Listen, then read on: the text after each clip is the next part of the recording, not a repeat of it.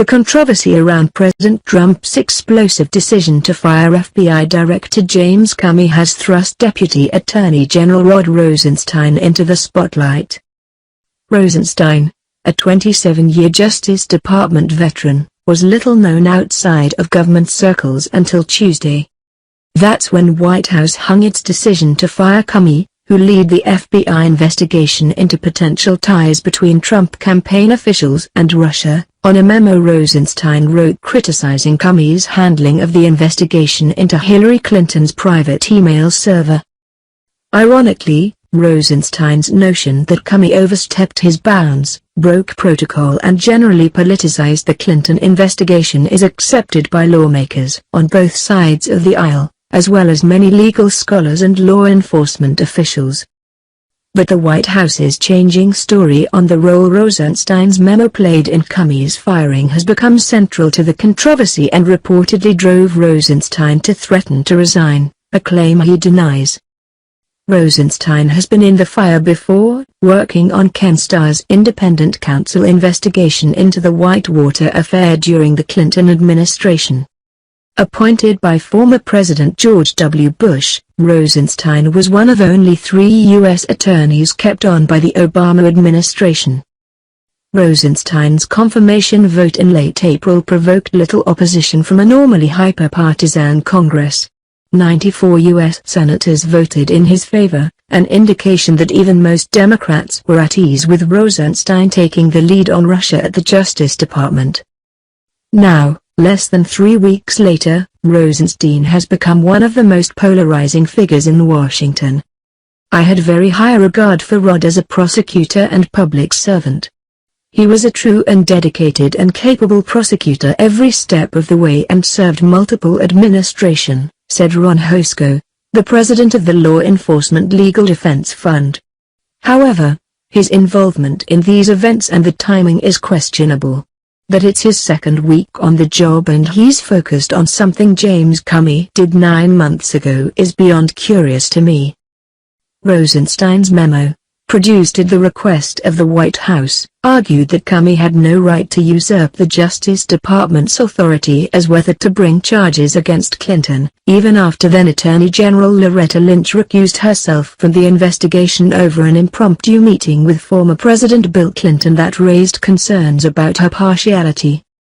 Comey ignored another long-standing principle by holding a press conference to release derogatory information about the subject of a declined criminal investigation, Rosenstein wrote. Rosenstein also argued that Comey had no obligation to send a letter to lawmakers revealing that the FBI had reopened its investigation into Clinton's server a few days before the 2016 election, a decision that Clinton blames in part for her November defeat. Those criticisms are not controversial on Capitol Hill, where Comey is widely viewed to have overstepped his bounds at the infamous press conference last July, in which he said that Clinton had carelessly handled sensitive information as Secretary of State but that there was no legal case to support charges against her. But the political implications of Rosenstein's memo have overcome its content.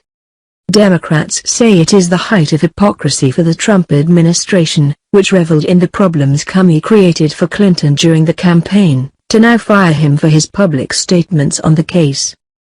Rosenstein's critics accuse him of abetting what they view as the administration's efforts to bury the Russian investigation. Rosenstein faces calls to resign or recuse himself by appointing a special prosecutor.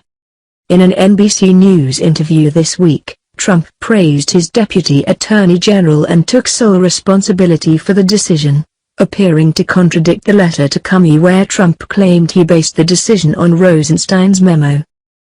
He made a recommendation, Trump said of Rosenstein.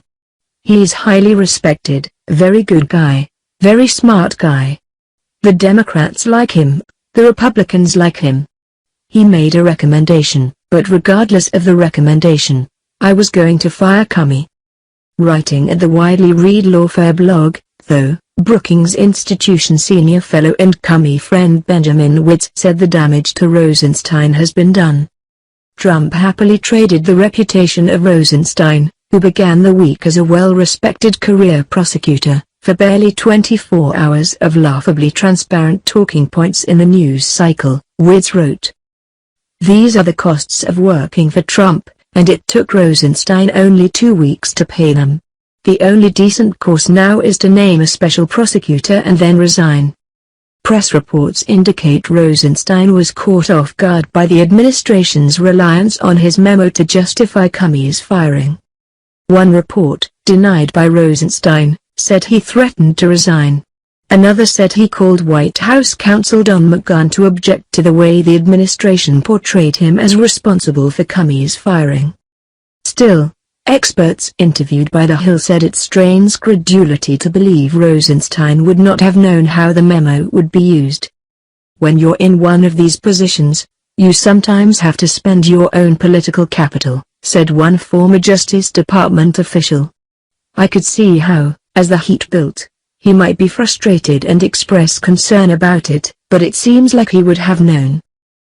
Rosenstein will brief senators on the decision to fire Comey and the state of the Russia investigation next week, but many senators who voted for the Deputy Attorney General now say they've lost confidence in him. I've now read Deputy Attorney General Rod Rosenstein's memo 3 times. With each read I've become more troubled by the contents of this unusual document, Senator Dianne Feinstein, Democrat California, the senior Democrat on the Senate Judiciary Committee, said in a statement. The Attorney General and Deputy Attorney General should recuse themselves from the appointment, selection and reporting of a special counsel. This issue should be handled by the most senior career attorney at the Justice Department. But it will be difficult for Rosenstein, who is leading the Russia investigation because Sessions recused himself after it was revealed he failed to disclose to lawmakers a meeting with Russian Ambassador Sergei Kislyak, to agree to a special counsel. Rosenstein argued against appointing special counsel in his nomination hearing, and White House and many GOP lawmakers on Capitol Hill say that it would be a waste of time and money. We don't think it's necessary, White House spokeswoman Sarah Sanders said at a Thursday briefing. You've got the Deputy Attorney General, who I would say is about as independent as it comes, due to the fact that he has such bipartisan support, she added,